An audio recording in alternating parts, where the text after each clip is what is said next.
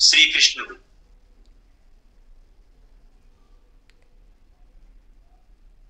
నిన్న చెప్పాను నేను, అన్ని లోకాల కంటే కూడాను పైలోకం ఏంటి? గోలోకం.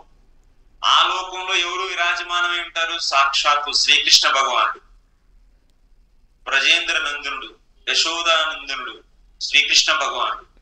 ఇవన్నీ ఎలా చెప్తున్నారు ప్రభు అంటే, మీరు శ్రీకృష్ణ భగవానుడే దేవాదేవుడు అని చెప్పి మీరు ఎలా చెప్తున్నారండి?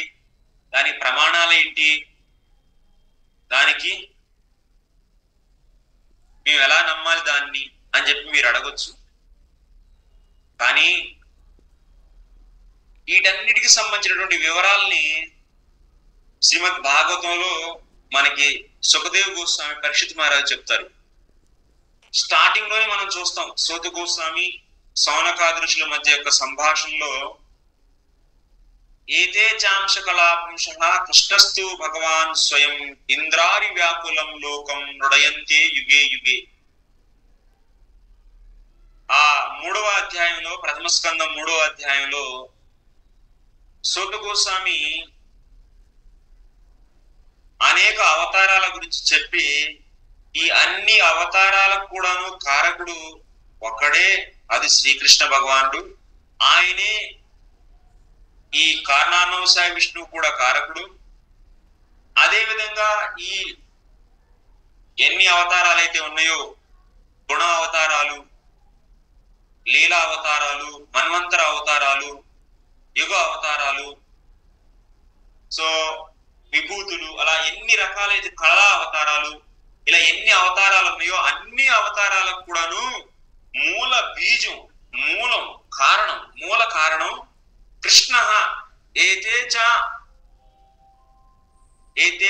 అంశ పుంస అంశ కృష్ణస్తు భగవాన్ స్వయం.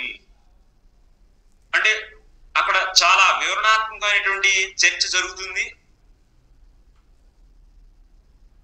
కాబట్టి ప్రతి విషయానికి ప్రమాణం అనేది ఉంది.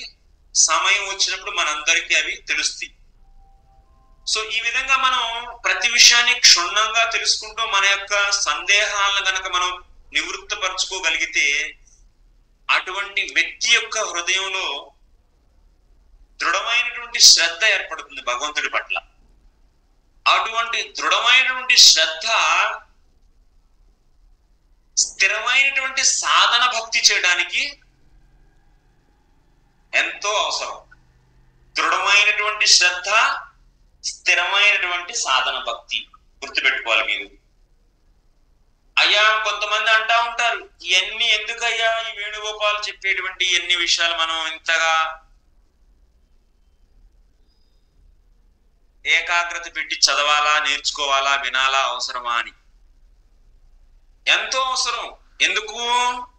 మనలో ఉన్నటువంటి ఈ యొక్క సందేహాలు నివృత్తం అవడం ఎంతో ముఖ్యం. సందేహాలు గనక ఉంటే, భక్తి పట్ల, భగవంతుడి పట్ల, జీవాత్మ పట్ల మనకు గనక సందేహాలు గనక ఉంటే, మనకి భగవంతుడి పట్ల చేసే సాధనలో స్థిరత అనేది రాదు, స్థిరత్వం అనేది కలగదు. ఎందుకు? సందేహం వచ్చినప్పుడు వెంటనే మనం ఏ విధంగా ఫీల్ అవుతాం? సందేహం అంటే ఏంటి? కట్టిన గోడలో నెర్లు రావటం, నెర్లించడం. నెర్లించిన గోడ